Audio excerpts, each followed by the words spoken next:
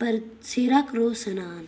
तीसरा नियम, प्रतिदिन काल की वेला ही स्नान करना चाहिए। सेरा उठे सजीव छाण जल लियो, दातक करे स्नान जीवड़ा जल कियो, बतिया आखड़ी विलो जी काल भरा मुहूर्त के उठकर संप्रभ सोचिलो के स्नान करना चाहिए।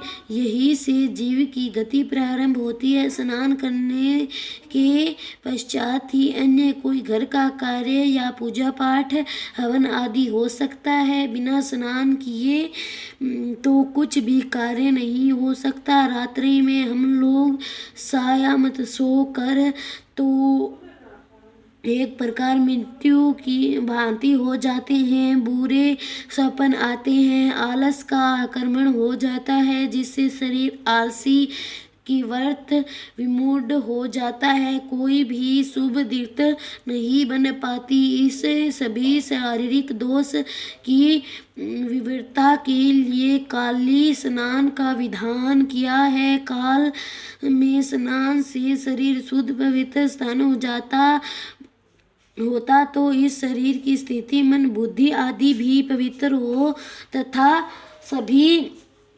कार्य सूचिपूर्ण होते हैं। शब्द संख्या 104 में प्रसंग में जम्बेश्वर जी ने वस्त्र, हाथी, घी आदि को अत्यधिक दान से भी अधिक महत्वपूर्ण स्नान को स्वीकार किया है, क्योंकि दान का प्रभाव तो क्षणिक होता है किंतु स्नानिक दिनायों का प्रभाव दीर्घकाली होता है। इससे जीव निर्मल होता है। इस स्नान करने से नियम के कारण ही तो बिश्नोई को अन्य लोग स्नानी कहते हैं और बड़ी ही श्रद्धा की दृष्टि से देखते हैं, क्योंकि उन्हें मालूम है कि जो कि वेला में स्नान करेंगे वो निश्चय ही परमात्मा के नाम का स्मरण, संध्या, हवन आदि शुभ कार्य करेंगे। उसके बाद ही अन्य कार्य करेंगे। वह निश्चय ही धार्मिक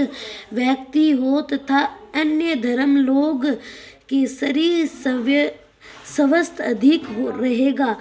प्रत्येक कार्य करने से में सबसे आगे रहेगी। यह सभी कुछ स्नान की बदौलत ही है संभव हो सकता है कि स्नान के बिना कुछ नहीं हो सकता। जब तक हम स्नान अच्छे से करेंगे, पवित्र रहेंगे, सारा काम हमारा होगा। कुछ वर्ष पूर्व तक इस स्नान के नियम का पालन अच्छी प्रकार से होता था। यहाँ तक कि छोटे छोटे बच्चों को भी बिना स्नान करवाए दूध, जल पान आदि नहीं करवाया जाता था। सभी के लिए स्नान करना अनिवार्य था, जिससे आगे चलकर आदत पड़ जाए पर बिना स्नान किए भोजन नहीं कर सकते थे। किंतु इस समय कुछ स्थितियां नजर आ रही है। नियम की यह महत्वपूर्ण घड़ी यदि टूट जाएगी तो फिर यह श्रृंखला कैसे जुड़ पाएगी। अन्य शास्त्रकार इस नियम की महत्व को नहीं देख पाते थे, इसलिए अधिक चर्चा का विषय नहीं बन पाया। किंतु जाम्बोजी ने ठीक ही पहचान करने अपने शिष्यों के प्रति बतलाया था, इसलिए सभी के लिए प्रचलित है। स्नान का नियम।